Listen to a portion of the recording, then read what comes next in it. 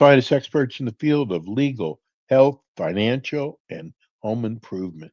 Hey, this is the last Tuesday of the month. God, I got it. This is the last day of the month, not just the last Tuesday, but this is K. Bender Rinbaum Hour. And if you live in an association in the Tampa market, you will enjoy the next 50 minutes of our show. We've got God, she is becoming so popular on our show. Let me introduce you to attorney Kirsten Hens. Good afternoon, Kirsten. Good afternoon, Steve. Last day of October, September. September. I know, I Unbelievable. can't believe October 1st tomorrow. Tomorrow. That's Hmm. amazing. Anyway, hey, listen, Kirsten, we love having you on the show. The letters that we get, people love the way you respond to the questions. What we do with this show is we ask you to write your questions in. You can text them to me or you can email them to me. And on the following show, we will most likely answer your question. But Kirsten, tell everybody about this great law firm, K. Bender Rimbaum. Yes. The So, best. for those of you who are not familiar with the firm, we are an exclusive community association law firm. So that means that we represent exclusively community associations, your condominium, homeowner, and cooperative associations throughout the state of Florida. Our main office is located in South Florida in the Pompano Beach area, but we do have other locations, including Palm Beach Gardens and then in the Orlando area. And I manage the West Coast office for the firm, which is located in Tampa, Florida. You know what I love about your firm is basically this is all you do is community association law. That's correct, Steve. This is our one and only specialty. So we don't really do any other law. Anything related to community associations, that's what we practice. We have attorneys who are what we refer to as general association counsel, which I am one of those. And we typically are the direct contact for board members as well as property managers. So typically, if there's an issue, we're the first ones to receive the phone call. But we do also have within the firm a collections foreclosure department. And that team focuses primarily on collections and foreclosures. And then we have a litigation team. So that team focuses primarily on dispute resolution, which includes mediation, arbitration, and then certainly litigation, whether the association is looking to sue or in the event the association is sued. I bring that up because we have shows all over the country. So I am in contact with community association law firms across the country. And it is amazing. I would say, Kirsten, you might not agree with this, but I would say 80% of them practice many other areas of law: bankruptcy, business law, real estate law. And I have learned over the years just concentrating in one area really puts you above all the rest.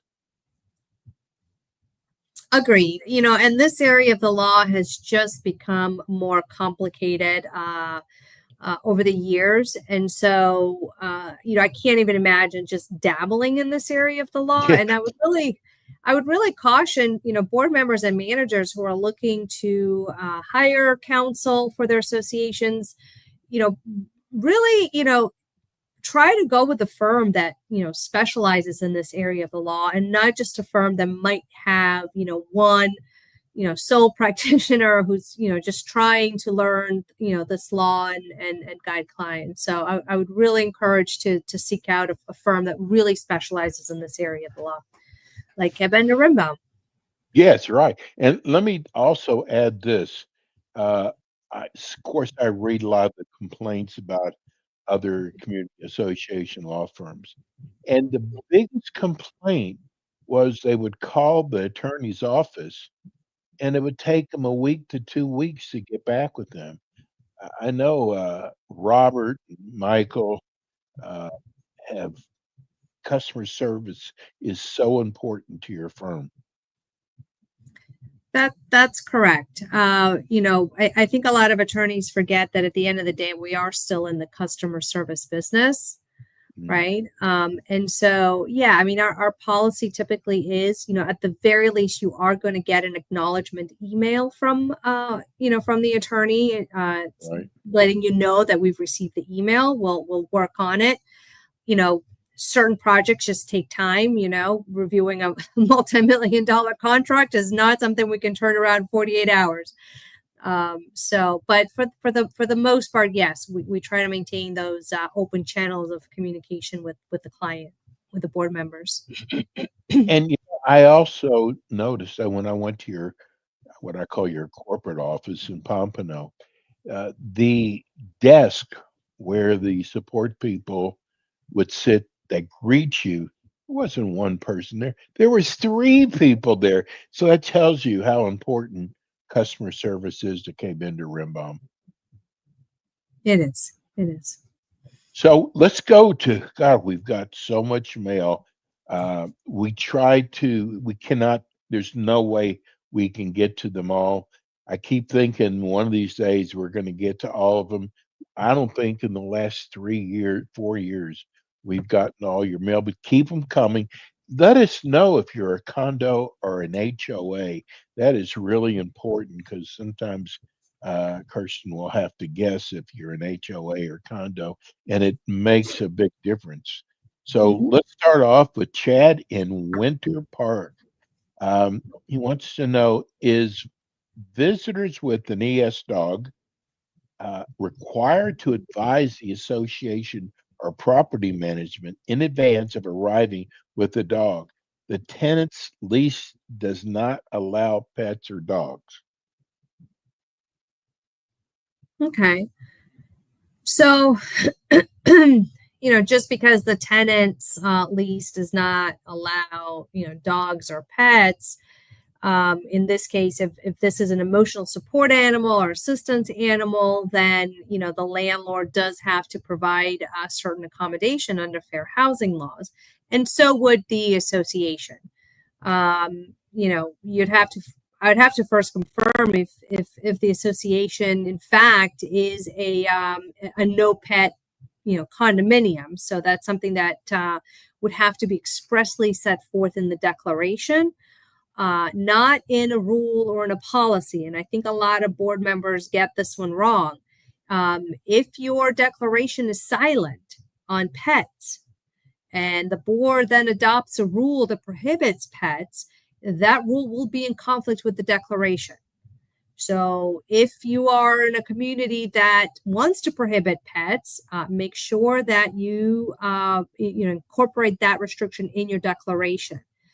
Presuming this is a no pet condominium, Yes, it and is. the landlord has allowed an emotional support animal, then the association should be adopting assistance animal ESA rules. Presuming the board even has the ability to adopt rules, which typically they do. But yeah, I mean, I would make sure you have some kind of board rule or policy requiring some form of registration. Can't prohibit an emotional support animal, from coming into the building if there is proper documentation and to support the need. But assuming everything checks out, I don't see an issue in adopting a rule that requires some form of advance notice or registration, just so the There's board a is lot aware. of people who write us, Kirsten, who I guess show their doubts if the animal is really an emotional support animal. Because they'll say, "Hey, I see the person walking the dog, and they don't need look like they need an emotional support animal." What Right. determines that? Well, you know, it's not just a physical need Okay. that it's not just a physical need. It can be an emotional need that that might require that assistance animal, and an assistance animal can be a service animal. But uh, if the disability of the owner is not visible, right? And typically with these emotional disabilities, they're not readily apparent, right? So if the disability is not visible or the need for the animal is not apparent, then the board has the right to perform their due diligence and request certain documentation, backup information to make a determination on whether or not this individual is eligible for that accommodation, right? Including they may request the owner to, or the owner's, whether it's physician or social worker, but a healthcare provider to confirm the owner's disability, how the disability substantially affects the day-to-day life of the individual, and then what is does the individual have a disability related need for this animal. And remember, under fair housing laws, the assistant animal does not have to be certified to perform the specific task. Okay, so I would encourage board members and managers, if you are in a situation where an individual is requesting an accommodation to a pet restriction, that you confirm and discuss with your legal counsel what rights you have. Okay. Let me ask you, do you get a lot of questions from your clients about websites on what should be on there, what's not on there? Or is that just me? No, and this is becoming a little bit more prevalent now, especially for condos, since the new law is the law has been already adopted, but it's going to become effective come January 1st. So come January 1st of 2026, condominium associations that have 25 units or more are now required to have website. Okay, so get with your property manager, get with your legal counsel if you have any questions, and make sure you roll this website into the new year. Lori in Tampa, opening an online account with DBPR. Do you have to create and maintain an online account in the electric format? What information will they require? Yes. So come October 1st of this year, condo associations are required to open and maintain this online account. And I know the Division of Condominium has sent out emails with additional information and have postings about, with instructions on how to open these accounts and the specific information that has to be disclosed. But essentially, you'll be identifying, the name of the association, your physical and mailing address, email addresses and phone numbers of the association, the name and board title of each board member. So a lot of this just, generic information. Hyperlink, you have to identify the hyperlink or website address of the association. You'll need to identify the total number of buildings. And for each building of the association, if you have multiple buildings, you'll need to identify the total number of stories, total number of units, the age of the building, and then you'll have to identify certain information regarding your regular and special assessments. So, and then you're going to have an obligation to update this account within a certain time frame should any of this information change. Kirsten, again, kind of going off the questions I have. It is amazing how much a board has to do. I mean, it's like running a big corporation, and I just can't see how anyone could even attempt to do this, no matter how big or small, without a law firm like K. Bender Rimbaum. It is. It's and that's the thing. A lot of board members forget that at the end of the day, they are running a corporation. It's a Yes, not-for-profit corporation, but an entity nonetheless that is equally governed by Chapter 617 of the Florida statute.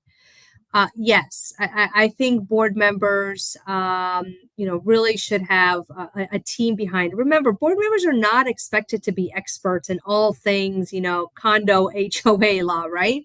But, they are expected to rely on their experts. And those are, your accountants, property managers, legal counsel, engineers.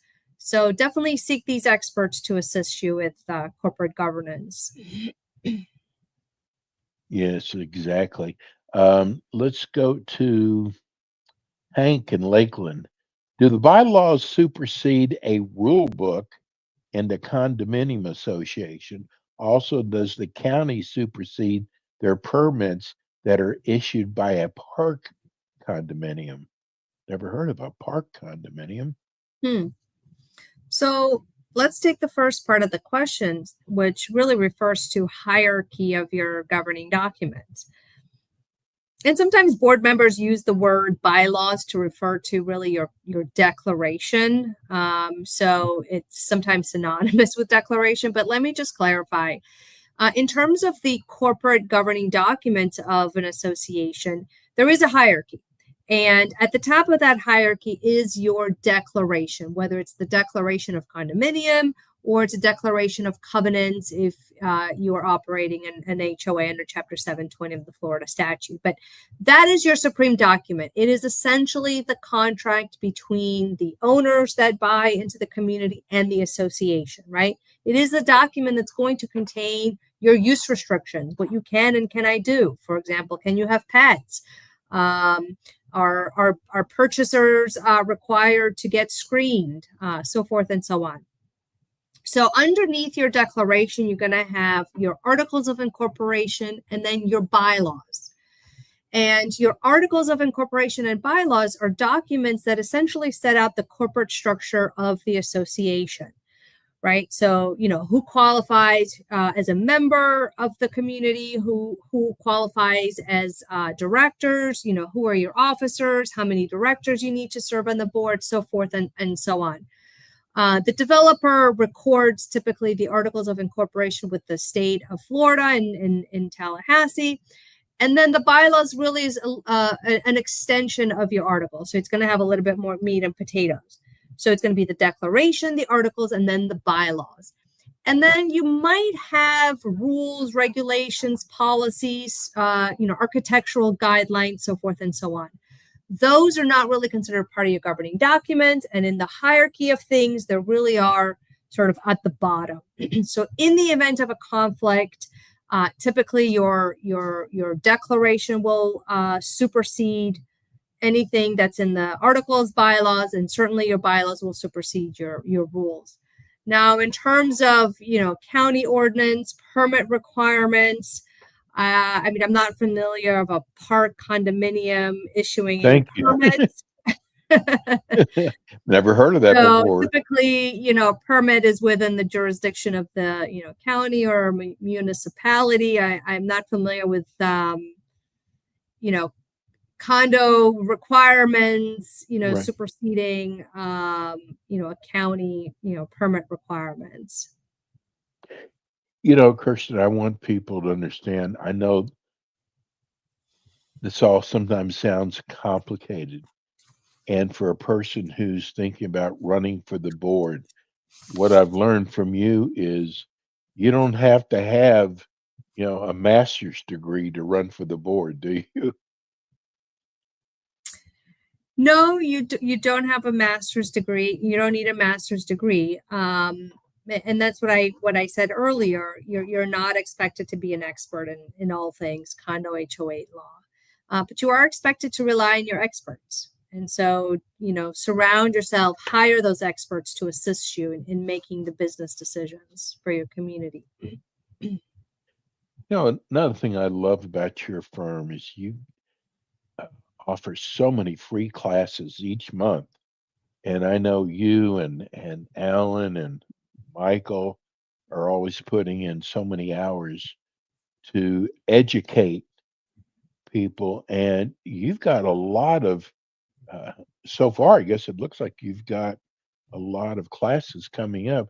Can you go over some of those? Yeah.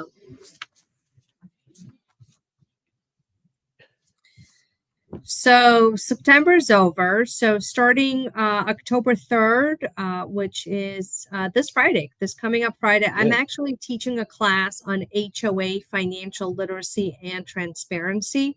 So this Ooh, is that's good. specifically for HOAs governed under Chapter 720 of the Florida statute. We're going to talk about all things, all financials, about financials and so forth and so on. Then on October 8th, I will be actually teaching another class on cable internet access agreements and financial impacts on associations. So we'll be talking about, bulk service contracts. So if you are looking to get into a bulk service contract or you're in it, this might be a good one for you. And these are all webinars, by the way. So, listeners can go on our website, find the calendar, Right. and then sign up free of charge, of course. On October 14th, Alan will be teaching a class on guest restrictions and screening tenants. Then I'm actually going to conduct a breakfast and learn in the Lakewood Ranch area at a restaurant called The Grove. And I will actually be teaching the guest restrictions class in person over breakfast. So if you are local in the Sarasota, Lakewood Ranch, or Tampa area, feel free to sign up. You'll be eating basically a free, delicious breakfast while You you won get the your conflip. CU credit. You won the conflip clip on that one. This class is offered for continuing education credit for HOA, so it will meet that CEU requirement. Then on the 23rd of October, I'm going to be teaching the legal update CEU class for condominiums. So this particular class will this will satisfy the continuing education requirement for condominiums. And then on October 24th, Alan and I will be teaching the condo board certification class, that 4-hour class. So again, these are all webinars, so you can sign up on the firm website. You also got a big one coming up on October 21st, right?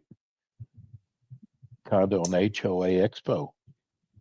Oh, that's right. I didn't. That's right. I didn't go over the expo. So the Tampa expo is going to be on October 21st at the Tampa Convention Center, and I will be teaching the 2-hour legal update as well as a class on updating your governing documents. And then October 29th is going to be the Bradenton area expo at the convention center. So I'll be teaching the legal update there as well. So if you're in the area, stop by, say hello. You have got such a busy month. Tell people, we're going to go to break. Tell people how they can reach your office. Yes, any one of our attorneys, regardless of what office, can be reached through the main number, which is 954-928 0680.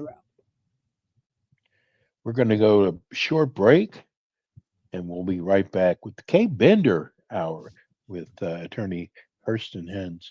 We'll be right back.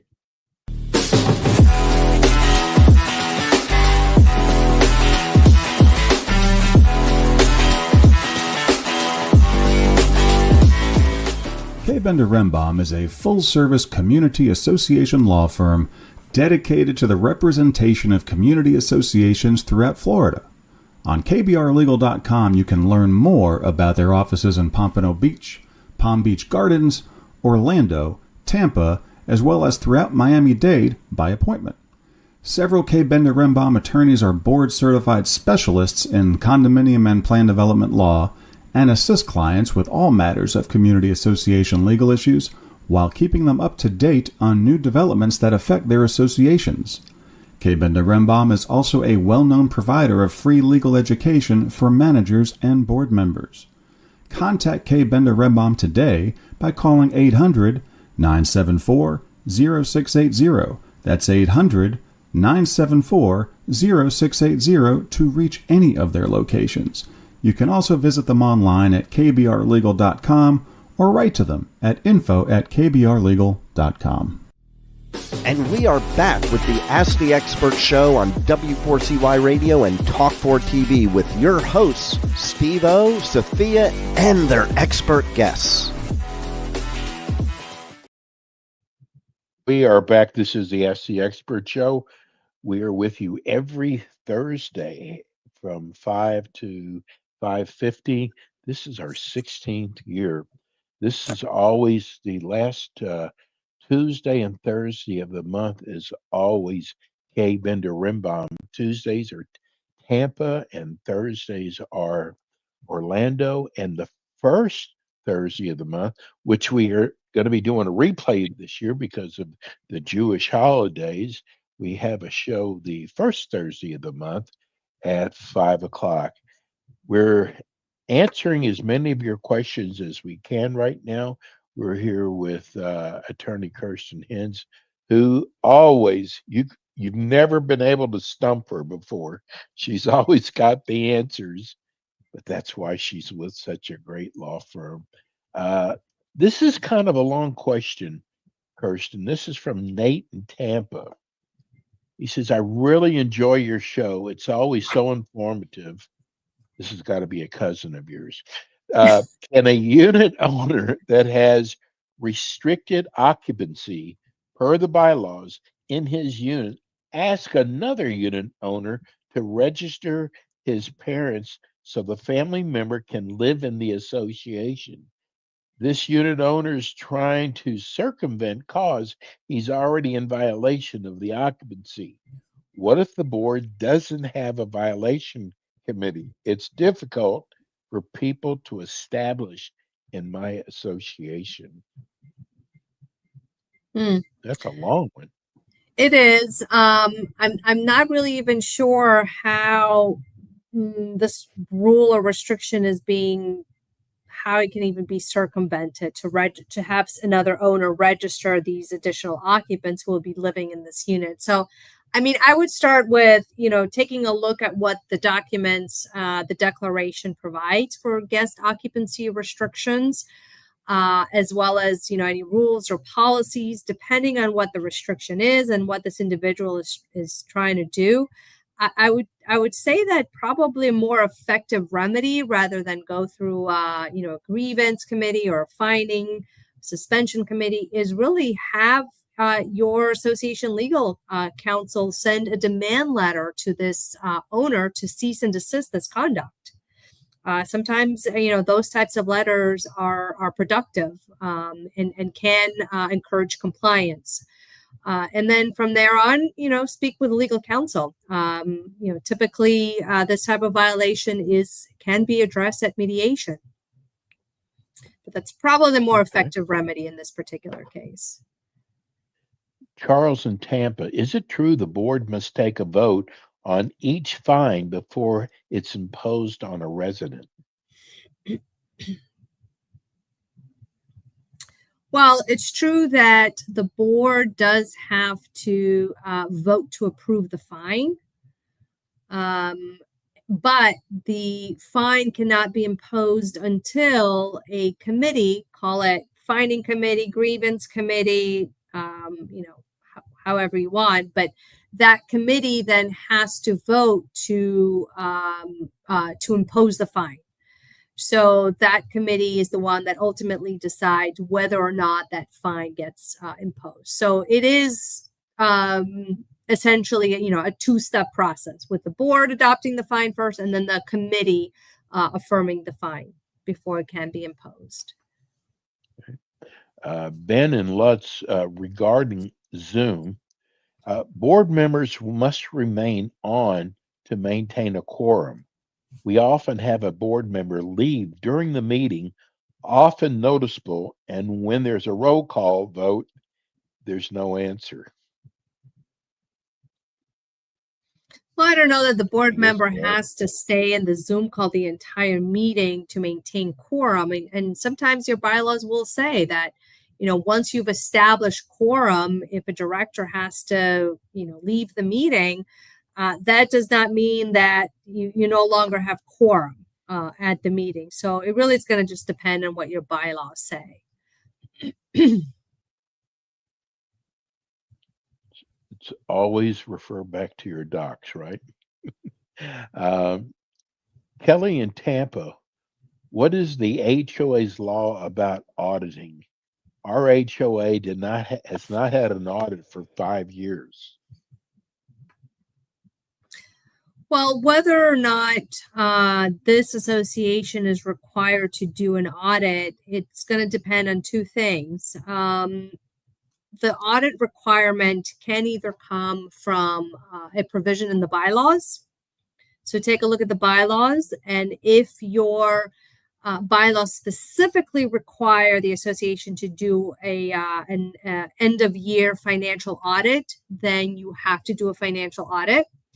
But if your bylaws do not specifically require the audit, then the only other way that you would be required to do one is if the annual revenue of the association reaches the threshold that's currently set forth in the statute. And if this caller is with an HOA under Chapter 720, then 720 provides that the annual revenue of the association has to be at least $500,000 in order for the association to be required to do a financial audit. So first start with confirming that this association, in fact, is required to do an audit. And if not, if the bylaws are silent or if the annual revenue of the association is less than 500,000, then confirm where your annual revenue lies, and then confirm the corresponding end of year financial report that the association is required to do. Now, if you're not required to do a financial audit and the board wants to do it, typically that will require membership approval to increase the level of financial reporting. Okay, so I would speak with your legal counsel to confirm all of that. Kirsten, when I look at all these questions, your firm does I think it's ask a lawyer, ask an attorney, and I've actually sat in 2 or 3 of them. And it was funny, one of the, I guess, the sessions that Robert and Michael were doing, this guy said, I won't be here long. I've just got one question. This guy ended up asking 6 other questions. So I can see why there's so many people who've got so many questions. But that was amazing watching this guy go from one question to 6. Yeah. And he was like one of 50 people in the session. Was this down in the Tamarack area, Florida? Yes, it was. Centers? Yeah. Okay. Yeah. Yeah, it was in Tamarack. But it was amazing just sitting there as watching him that boy, people just really do have a lot of questions. And I think a lot of people think sometimes they're dumb questions and they think they're going to be embarrassed. Kirsten got her law degree. She is supposed to know this. You're not supposed to know this. So anyway, I wanted to throw that in. Nick in Tampa, he wants a clarification.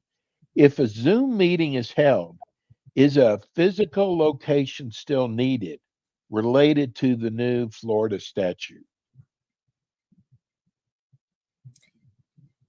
If this is is he with a condo? If he's with a condominium, then doesn't say.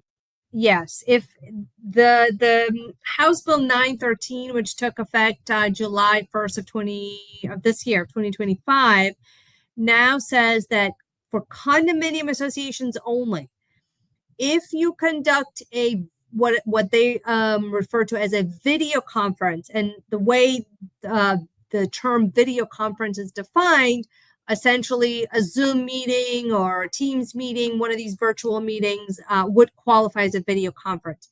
If you are if you're going to conduct a meeting via video conference, then you are required to now have identified physical location on the notice of the meeting. You're also required to include a hyperlink as well as a call-in telephone number, okay?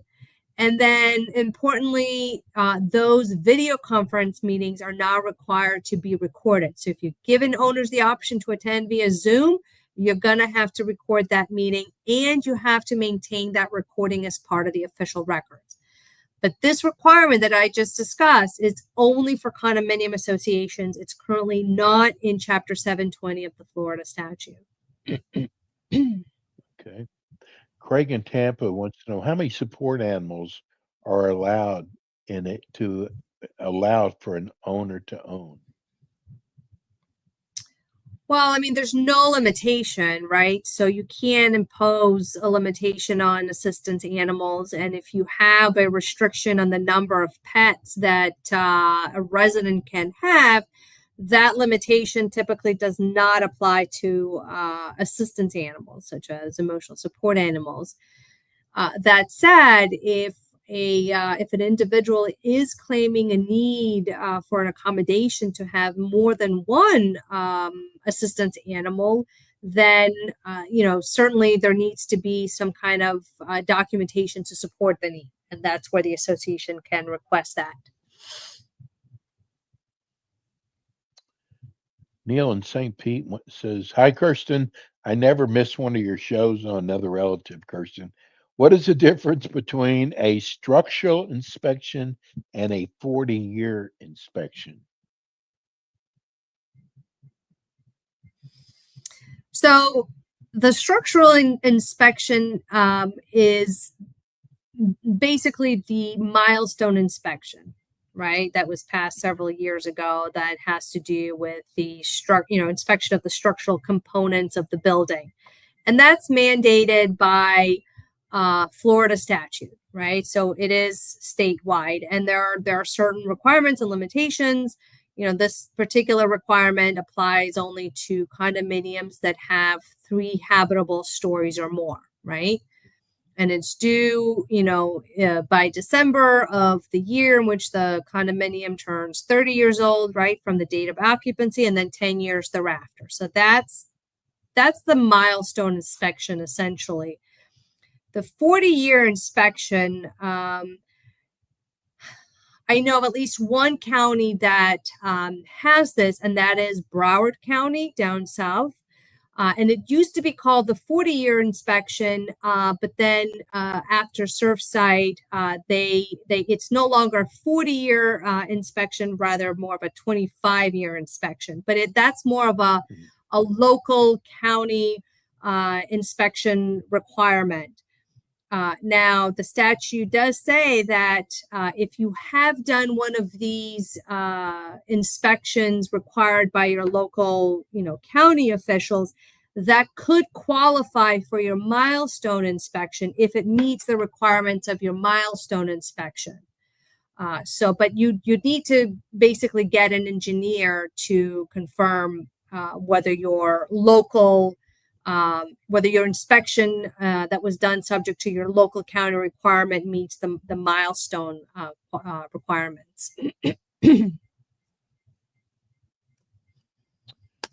Hank in Tampa, do we need to add a line item in reserves for structural and electrical starting in 2026 budget so we have the funds in 10 years? Yeah, so with regard to the SERS, yes, the deadline for waiving the SERS funding was basically this past December 31st of 2024. So any budgets that are adopted after December 31st of 2024 are now required to include funding for CERS. So, yep, you no longer can do away with this funding. This next question, I believe you've answered, but in case they missed it, Robert in Tampa wants to know, will your firm be doing a budget seminar along with your certification seminars? So typically when we do board certification webinars or classes, we do, for both condos and HOAs, we do have a section where we talk about budgets and reserves and financial literacy in general. So they are part of our board certification classes. Okay. Stephen in St. Pete, do I understand correctly? We have 254 units. To defer fully funded reserves requires 75% vote of the total voting interest. That is incorrect. So in order to waive the full funding on reserves, and I'm talking about non-CERS reserves. So none of these CERS reserves. We're talking about the traditional reserves that, those haven't gone away regardless of whether you are a 3-story building or higher or a 2-story building, right? So for the non-CERS reserves, members can still vote to waive or partially fund those reserves, but the vote in the statute is a majority of the voting interest, not 75%. Michael in Tampa, what CEU credits are required besides a legal update for board members? How many in all hours? Well, if we're talking about the condo, for condominiums, Yes. once you do your the 4-hour class, the 4-hour board member certification class, you are just required to do annually one continuing education course, which is that legal update. And our firm was just recently approved by the division to teach that legal update class. In fact, I'm teaching it, when did I say? October 23rd. And I believe we'll be teaching it again in November. So if you can't do the October class, check our calendars on the website for the November class. But that's the one and only continuing education class that condo board members have to do. Every year, take this legal update class. And then for HOAs, your continuing education classes will depend on the size of your community. So if you are in an HOA that has less than 2,500 parcels, you have to do 4 hours of continuing education class every year. If your community has, say that again? Somebody just wrote in wanting to know how they sign up for your classes. On our website, typically we have a calendar with the links, so you can just click on that and sign up. But for HOAs, if you are in a community that has 2,500 parcels or more, then you have 8 hours of continuing education classes. And these have to be specific classes that have been credited by the division to satisfy this requirement. So not just any class. Fortunately, we have been approved by the division to teach these classes that do meet this requirement. So check our website. Deborah in Polk City, our manager says it's illegal to have an in-person interview for a potential owner and renter. Is that true? Well, I don't know what they mean illegal. Is it illegal because they don't have the authority to approve or disapprove buyers? I wouldn't call it illegal. You're just not authorized to. Do they have, can they?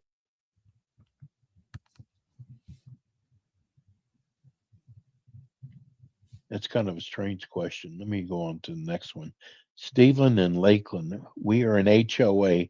Can we do voting certification like condos?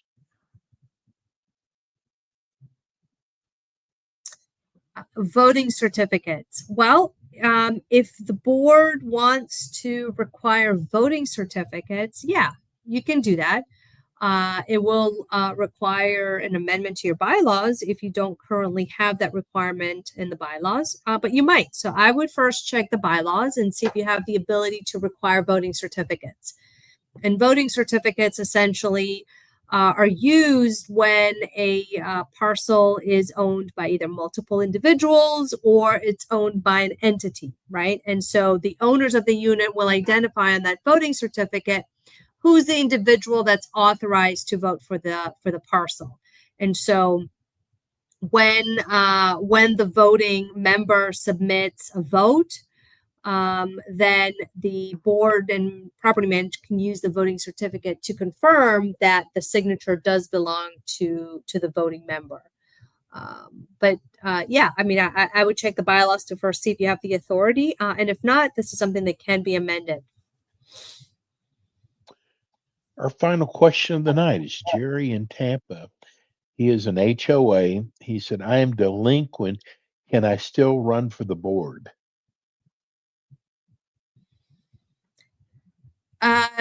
No. If you are a candidate and are delinquent on any monetary obligation owed to your HOA, you cannot run for the board. Now, the deadline for you to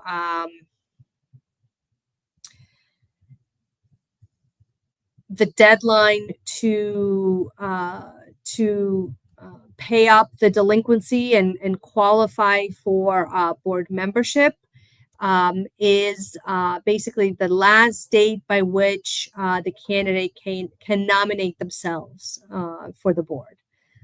Sometimes that's on the date of the annual meeting if you take nominations from the floor, or whatever other deadline is imposed by the bylaw. So just make sure you are current by then. Well, a lot of great questions tonight. And the only thing bad is we don't get to see you till the end of next month, which is tomorrow. Kirsten, you always do such a great job. Tell people again how they can reach your office. Yes, you can reach the office at 954-928-0680. And again, we're so glad we have you. We will see you next month, Kirsten. Indeed. And I think just before Halloween. Yes. Does it fall on Halloween? Just before. Okay. I don't know. Hey, if you're wearing a costume, we'll know. Exactly. Have a good one. Be well. You that's too. Attorney Kirsten Hens with the K. Bender Rimbaum law firm. Great community association firm. Hey, that's going to do it for us today. We'll be back again with you next week with more Ask the Experts. Thanks for tuning in today to the Ask the Expert show on W4CY Radio and Talk4 TV. Tune in next week and every week to hear more from our experts on personal injury, insurance, air condition repairs, estate planning, Medicare, and many other topics in the areas of legal, health, financial, and home improvement. See you next week.